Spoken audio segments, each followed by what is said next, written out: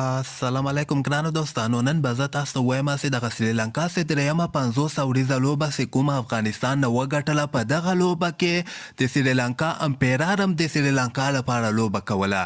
هغه په کوم حساب باندې نو ویډیو تر اخره پورې وګورئ، په هر څه به تاسو پوهیږئ.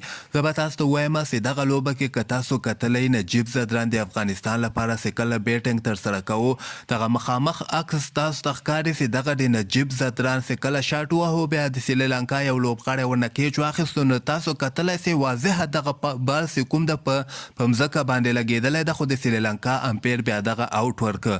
خو بل طرف ته تاسو وګورئ چې د کله سریلانکا بیټسمین چې کله هغه نه کیچ واخیسته په سلیپ کې، نو تاسو وګورئ د هغه بال بیخي یعنې په مځکه باندې نه ده لګېدلی، واضح او معلومیږي چې دغه کیچ یعنې 100% کې سم کیچ اخیستلی ده.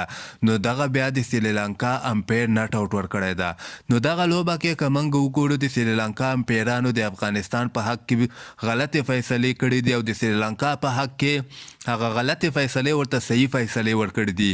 نو یو طرف ته که موږ وګورو افغانستان لوبغاړو په اخره کې خو دومره ښه لوبه ترسره نه کړله، خاص کر ګلبدین ښه بالینګ ترسره نه کړه، فضل حق فاروقي هم لاس ټور ښه ترسره نه کړه. خو بل طرف ته د سریلانکا امپیران هم د سریلانکا لپاره لوبه کوله. تاسو خپل نظر لاندې ما سره په کمنټ کې شریکولی سئ.